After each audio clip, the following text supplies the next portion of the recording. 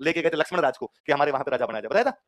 पाली व्यापारी के अंदर था, पाली में पालीवाल रहते हैं, यहाँ पे कोई राजा नहीं है, व्यवस्था बिगड़ी हुई एकदम, सल्तनत शुरू हो गई थी, सल्तनत शुरू हुई तो इधर उधर लफड़े चल रहे हैं, यहाँ पे कोई राजा बचा नहीं, नाडोल वाले कमजोर हो गए, तो पाली वालों को लगा कि यार ऐसे तो पार नहीं पड़ेगी, क्या किया जाए, यार कोई राजा बाजा लेके आते हैं। पालीवाल ब्राह्मण एक बार बिजनेस करने के लिए यूपी साइड जा रहे थे, जब वो बदायूं के जंगलों के पास से निकल रहे थे तब उन्होंने देखा कि वहां जंगलों के अंदर 5 शेर आपस में लड़ रहे हैं। कितने शेर?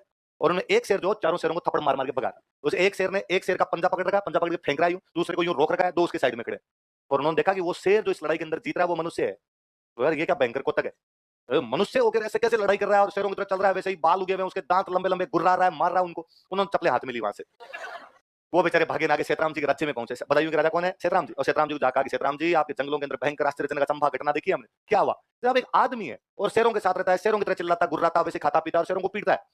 सेतराम जी ने कहा मैं मिला सुबह से, बीच में कोई मजाक करने वाला मिला नहीं। अरे साहब आपको उसकी सौगन है, सच में हमने ऐसा देखा है, ऐसे कैसे हो सकता है, जंगल में ऐसे शेरों के साथ मनुष्य कौन हो सकता है? और वो जल्लाद वहीं बैठा था। वो जल्लाद ने कहा कि सर मेरी सजा माफ करो, तो मैं एक बात बताऊं। राजा सेतराम जी ने कहा कि तेरे 7 खून माफ है। तो बता क्या बात है?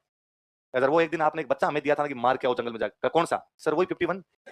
भाई राजा के खूब सारे थे ना, उस बच्चे को हम मार के नहीं आए थे, तो तुमने क्या किया? हम उसको जंगली शेर की गुफा में, जंगली जानवर की गुफा में फेंक के आए थे, हो ना हो ये लड़का वही है। तो सेतराम जी को लगा यार मेरा बच्चा, पर सेतराम जी ने कहा पर उसका तो वो ग्रह नक्षत्र देख के कहा गया था कि वो बच्चा बाप का, यदि उस बच्चे का मुंह बाप देख लेगा तो बाप मर जाएगा।